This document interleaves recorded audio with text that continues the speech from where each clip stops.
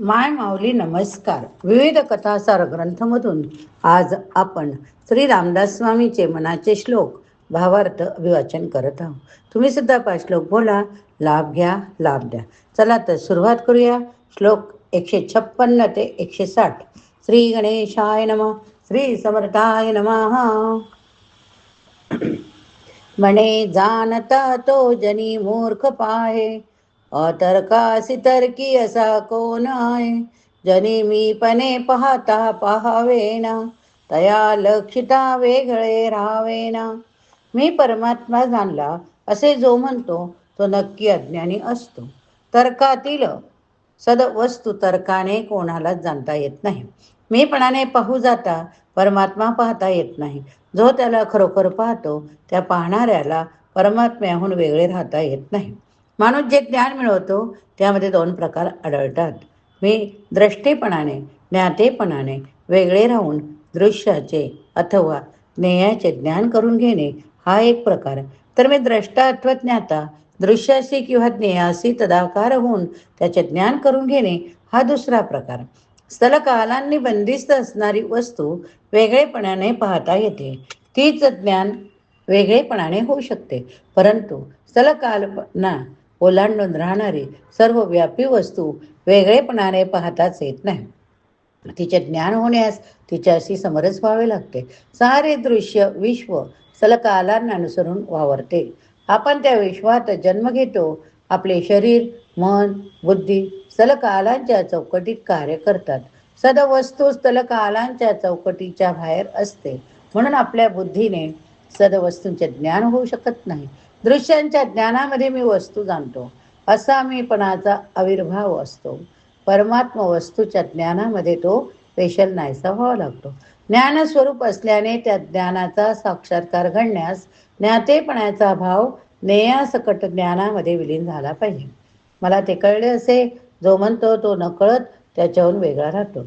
वेगळेपणा म्हणजे अहंता भ्रमाचे लक्षण असल्याने तिच्यापाशी शुद्ध ज्ञान असणे शक्य नाही. बहुशास्त्र धुंडाळिता वाड आहे, जया निश्चयो ऐकतो हीन साय. मती भांडती शास्त्र बोधे विरोधे, गती खुंटती ज्ञान बोधे प्रबोधे. मानवी ज्ञानशास्त्राचा विस्तार फार मोठा, शिवाय त्याच्यामध्ये परस्पर एकमत नाही. शास्त्रज्ञानी लोक परस्परातील विरोधामुळे मतांतराच्या अग्राने भांडतात. अशा अनेक शास्त्रज्ञानी लोकांमध्ये कच्चित एखाद्याला परमात्मा ज्ञानाचा प्रकाश लागतो. त्याने जागा होऊन तो आपली बुद्धी बाजूस ठेवतो. कोणत्याही सुसंस्कृत मानव समाजात अनेक ज्ञानशास्त्राचा विस्तार चालू असतो. त्या सर्व शाखांचा सांगोपांग अभ्यास करणे जवळजवळ अशक्य असते. शिवाय भिन्न ज्ञानशाखांचे आपापसात मतैक्य नसते. इतकेच नव्हे, तत्वज्ञानामध्ये सर्वात अधिक मतांतरे आढळतात. एखाद्या ब्रह्मजिज्ञासू आत्मदर्शनासाठी वेदांत ग्रंथ वाचू लागला तर प्रत्येक ग्रंथ आपले निराळे मत प्रतिपादन करतो असे त्यास आढळते. बरेच मतभेद एवढ्यावर थांबतात तरी हरकत नाही. परंतु प्रत्येक ग्रंथकार आपल्या मताचा खरेपणा प्रस्थापित करण्यासाठी विरोधी मतांचे खंडन करतो. मतांचे खंडन मंडन म्हणजे बुद्धीच्या पातळीवरील शास्त्रीय शब्द वापरून भांडणे होय. पण या कारणाने शास्त्री पंडितापैकी कोणी एखादाच साधू बनतो. बुद्धीने सदवस्तूंचे खंडन मंडन करीत बसण्यापेक्षा ती बुद्धी बाजूला ठेवून खरा जिज्ञासू सदवस्तूंचे मनन निरी अध्ययन करतो. बुद्धीने मिळवलेले आपले ज्ञान तो विसरतो.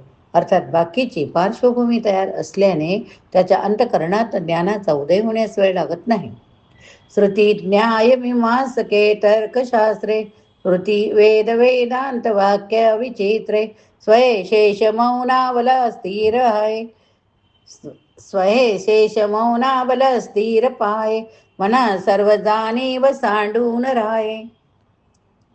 4 वेद, न्याय दर्शन, निरनिराळ्या मीमांसा, तर्कशास्त्र, प्रमाणशास्त्र, अनेक स्मृती, नाना प्रकारचे वेदांत ग्रंथ, इतर शास्त्र ग्रंथ अपार आहेत.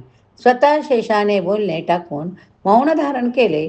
तो स्वस्थ बसला म्हणून अरे मना, स्वतःच्या जाणतेपणाचा अभिमान बाजूला सोडून सद्वस्तू पाहण्याचा प्रयत्न कर.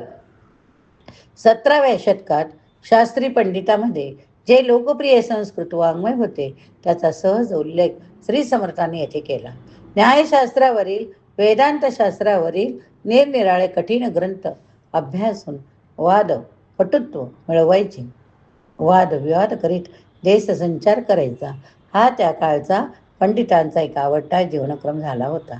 शास्त्र पडलेले हे महापंडित वेदांत शास्त्रात काही नवीन भर घालीत होते असेही नाही.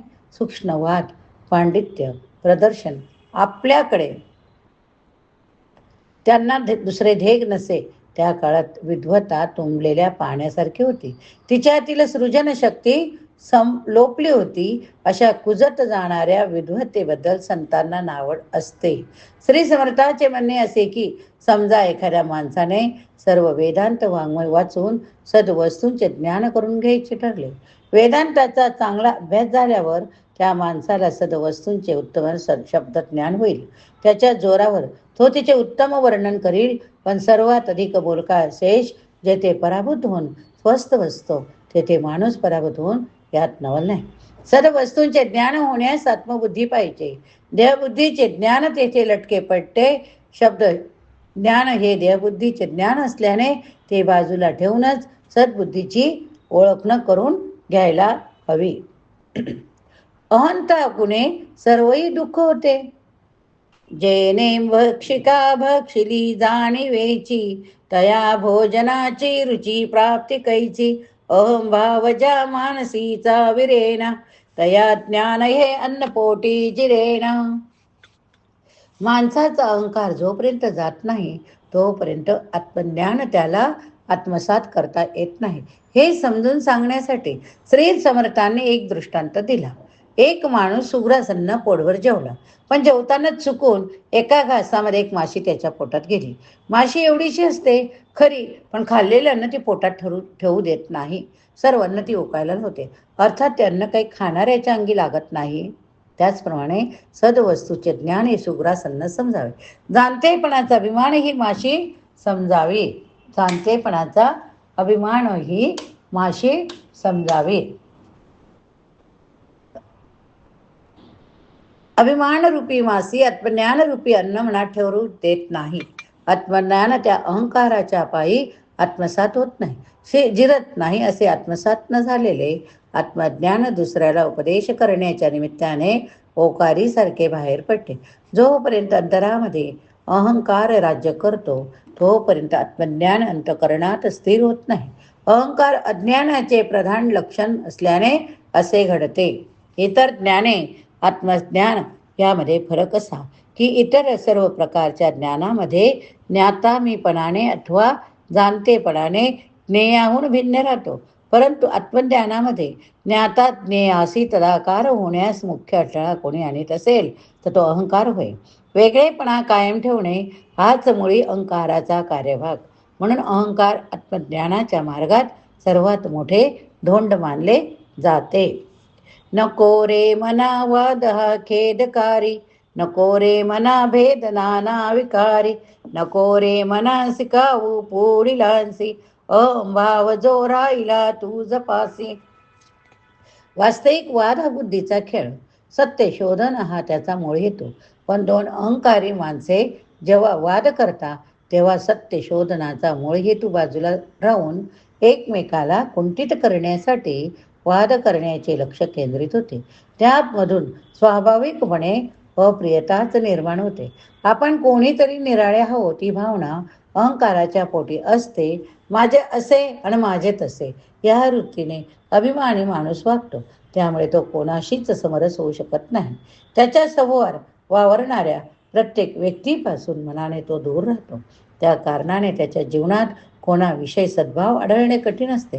म्हणून श्री समर्थ म्हणाला विनोतात की ज्या अहंभावाने स्वतःला समाधान मिळाले नाही तो अहंभाव आजूबाजूच्या व्यक्तींना तरी न शिकवणे बरे. या ठिकाणी हा भाग संपला. पुढील भागात पुढील श्लोक बघूया. श्रवण केले तर बोला. जय जय रघुवीर समर्थ, जय जय रघुवीर समर्थ. श्रीराम जय राम जय जय राम, श्रीराम जय राम जय जय राम, श्रीराम जय राम जय जय राम, श्रीराम जय राम जय जय राम.